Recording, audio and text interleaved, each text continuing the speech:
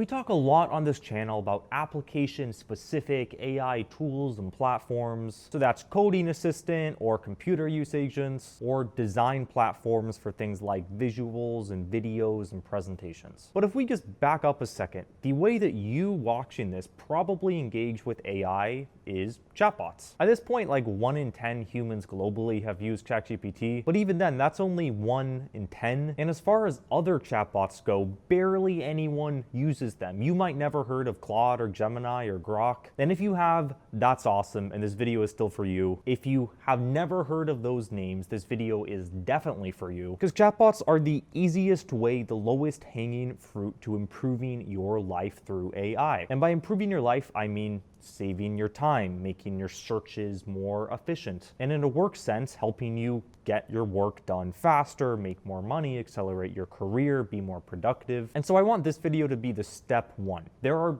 hundreds at this point of videos on the channel that will help you to go a layer deeper into those specific tools and platforms. But this right here is the front door, and what I want to talk about are the big chatbots out there and the best ones for you to use, or how to use them in the best way possible. And then I'm going to wrap it up at the end with 3 rapid fire ways to kind of optimize your productivity or usage of these chatbots. And out of respect for your time, this is not going to be a super long video. I just want to give you the rundown. These are the platforms, these are what you should use them for, and then some more fun stuff at the end. And then after, if you want to, you can go watch a deep dive on how specifically those platforms work. But I don't really think you need that. I think you just need the 101, and then you can go and play around yourself, and you'll have fun doing it, and all this stuff is pretty intuitive anyways. With that in mind, sit down, grab yourself some caffeine, and let's get into it. Okay, now before we continue, I want to talk about something adjacent. Okay, now before we continue, we're talking about AI here, and e-commerce is one of the big trends that we're seeing come out of AI chatbots. And so before we continue, I want to share something really quick with you about that exact subject, and I think you'll find it pretty interesting. Now, when you think about it, when you shop online today, you're still basically using the same search and checkout experience from 10 years ago. You type keywords in a search bar, you scroll through pages of results, you click through multiple products trying to find what you actually want. Then you go through a clunky checkout process, and finally you can buy the item that you're looking for. It's just inefficient and constrained to what's available on that website, and there's also ads everywhere in there. And meanwhile, AI has gotten good enough to have actual conversations with you and understand what you're looking for, and to guide people to whatever it is that you want or need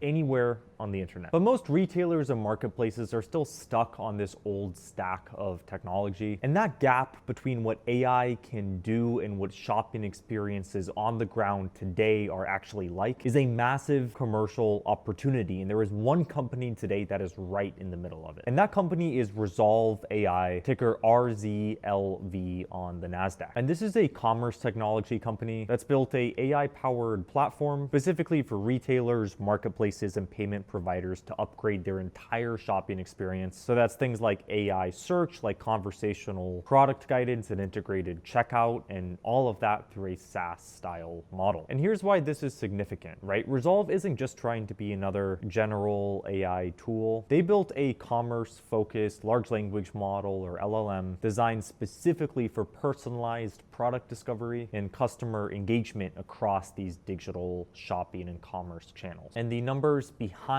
Rezolve are getting some serious attention from institutional investors. In fact, they just closed a oversubscribed $250 million funding round, and that capital is earmarked for growth and M&A and global enterprise deployment. They're setting up for growth. So much so that in 2026, they're guiding over $350 million in revenue, which is over double what the market expected, and that is nearly 10x year-over-year growth. They also expect to end 2026 with a $500 million forward ARR, and that's after exiting 2025 with about $210 million in forward-looking ARR. And it's not like they're burning a ton of cash to do this. In December, they had their first month of profitability with over $17 million in revenue. So beyond all of these numbers, right, why does that actually matter? Well, AI commerce as a whole is moving from hype or speculation to actual deployment. Rezolve has a SaaS model with enterprise clients. Their operational leverage is real, and the institutional backing here for the funding signals pretty strong confidence in the model. And in a broader sense, right, e-commerce is a multi-trillion-dollar market, and that whole shopping experience layer, so search, product discovery, and checkout, is completely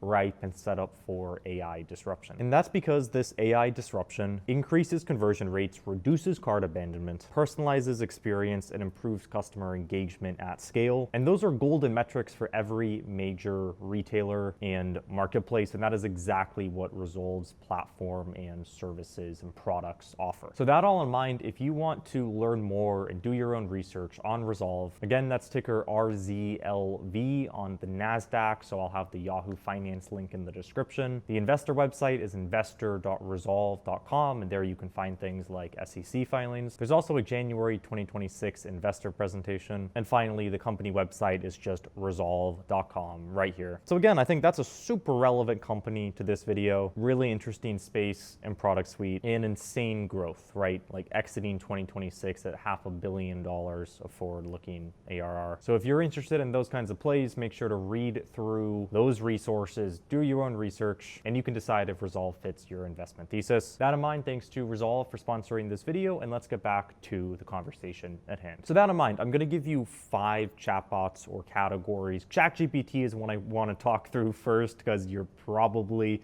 familiar with it or have used it if you're watching this. But there's a lot more than ChatGPT out there that you should be using right now and you can access for free or for very little money. But first, let's just talk about it. ChatGPT is what birthed the whole era of chatbots, but where they were at versus these other chatbots 2 years ago is very different from where they're at now. And by that, I mean, frankly, ChatGPT's actual AI models are not the best at a lot of things anymore. If you want to code, you should use something else that we'll talk about in a minute. If you want to have images or videos, you should use something else, which we'll also talk about in a minute. There are some applications where ChatGPT is still the absolute best in terms of its actual ability, but as a general rule, ChatGPT today as a chatbot is kind of like an improved version of Google. And that is because what they are extremely good at is being the consumer chatbot. The chatbot that everyone all over the world can use, again, basically as an improved search engine. If you want recommendations on where to go to dinner, or a therapist to plug your text messages into, or images of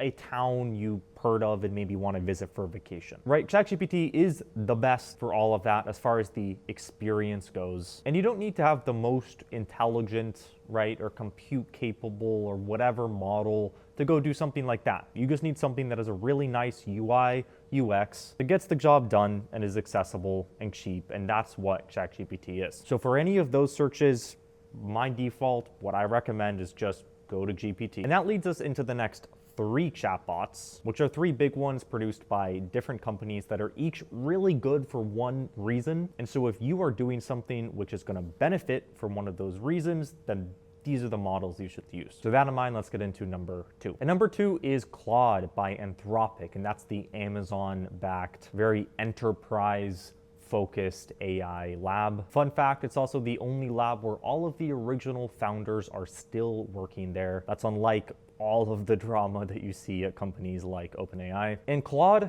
specifically Claude Opus 4.5, is incredible, out of this world at coding. So if you are doing anything programming, forget everything else and go to Claude Opus 4.5. You either have very limited usage or can't even access it if you aren't on a like $20 a month subscription. If you don't want to pay 20 bucks a month, there is just the Sonnet model that you can use for free with a Claude account. But if you do anything that requires coding, I would highly recommend pay the 20 bucks a month and use Opus 4.5. If you're more advanced, you can also get Claude Code, just download that so you can run Claude in your terminal. But again, just forget anything that's not Claude Opus 4.5 for programming and you will be good to go. It is incredible at all of that. Anything relating to data collection, go for Claude, any Claude model, but specifically Opus 4.5. You hear me raving about it, and hey, don't take my word for it, right? Go try this. But genuinely, everyone you talk to in these industries is like, this was a step change, just like insane shift in capabilities when Opus 4.5 came out. So there you go. That is coding done. Next up, number 3, we have Google. These are the Gemini models. And Gemini has grown a lot. They're at something like 20 to 30% of the chatbot market by user count or engagement nowadays. And that's largely just because everyone uses all these other Google products, right? Your Gmail, your Google Docs, your Google Search, and I'm sure you've seen AI mode, and basically they're just sticking Gemini in everything you already use, so you have to use it whether you like it or not. And the Gemini models are good. They're not amazing as chatbots, as text interfaces, although they were really good initially at deep research. But rather, Google's big advantage, where it's much better than everyone else, is all the other AI models it comes out with, and specifically the image and video models. So you may have heard of the VEO video models from Google. So that's on the video side. And then Nano Banana Pro, kind of a funny name, is their best model right now on the image side, and it blows everything else away. It is incredible. There was that tweet that went viral that I referenced in another video where it's like these images just don't look like AI anymore, that kind of sheen or glossy feel that you see in a lot of models. So if you want images to be generated and you want the highest quality, most hyper-realistic images, go use the Google suite of models. Use Nano Banana too. And same thing for video. Google is the kind of low effort way to get access to a really good video model. Now, if you want a video editing platform or tools, that's something we touch on in a lot of other videos on the channel. There are some amazing platforms out there, and Google does not offer that. But as far as just get your foot in the door, get an image or video made, you can go to Gemini, you can go to Google and use those image and video models that are available. Okay, next, number 4 here is Grok. Now, Grok is cheap and pretty good per unit of cost as a chatbot, but that probably doesn't matter to you unless you're using it a ton or it's like some commercial application. But I think Grok has one really big advantage as a chatbot, and that is news and kind of real people's real-time opinions and thoughts. And that's because if you aren't familiar, right, Grok is the chatbot developed by xAI, basically just Twitter, so to speak, and it's trained on and plugged into, now it runs the whole recommendation algorithm of the X platform. So it has this massive data source that it's just embedded into that these other models are not in the same way. And so if you're confused about something happening in real time, that is something you want to just go open Grok and be like, hey Grok, what's going on? Anything that's real time, or you want real people's insights or thoughts or specific people's opinions that may be on X, Grok is going to be the best for that purpose. Now, those are the actual chatbots. The one last category I want to mention is open source. All of those models we just talked about are closed source, meaning we don't know kind of the code, the man behind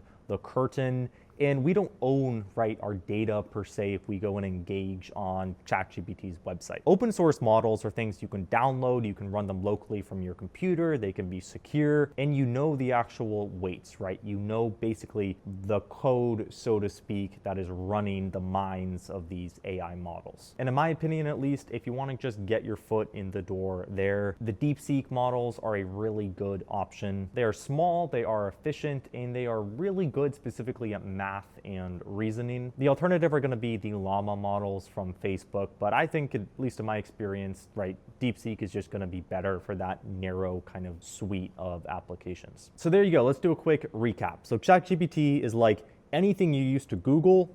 Go to ChatGPT, you'll have a better experience. Anything coding, go for Claude Opus 4.5. Google models for one-stop image and video, and then Grok for real-time news, and Deepseek for open source. Now, I'll put the links in the description for those. They're not affiliate links or anything. I don't think any of those platforms have affiliate links, but it's just the links if you want to go try those out. But we're not done. I have those 3 final rapid fire tips so you can get the best use out of those 3 platforms. Number 1 is just longer prompts. Like, there is actually a linear relationship between the quality of the output that you get and how long and detailed your prompt is. If you are getting bad results at this point and how good these models are, you're probably just asking for the wrong thing or going about it in the wrong way. Just double the size of the prompt or what you type, and I can guarantee you, you're gonna have a better experience. Okay, now number 2, go download the ChatGPT app, switch to voice mode, and try it. The voice mode is insanely good. It sounds realistic, it has emotion, it can do accents. Just like if you have never done this, just pause the video, install the app, go to voice mode, and give it a try. You will not regret that. My personal story there, which is kind of fun, is I was backpacking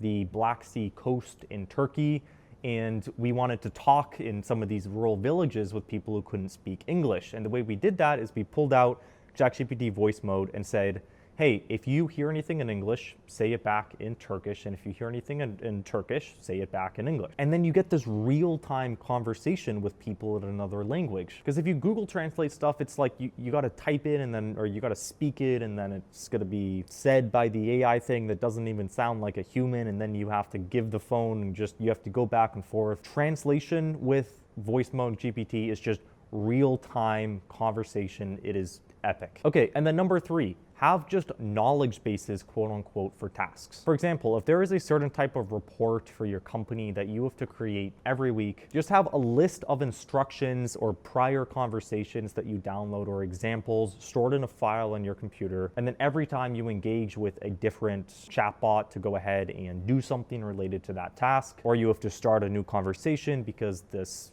size limit was exceeded, you just drag and drop that folder and you have a top tier experience because the chatbot is more context. It knows what it's doing instead of you having to restart every single week. So there you go. I hope you found that useful. Links are in the description for everything. I appreciate you being here, and I'll see you in the next one. Cheers.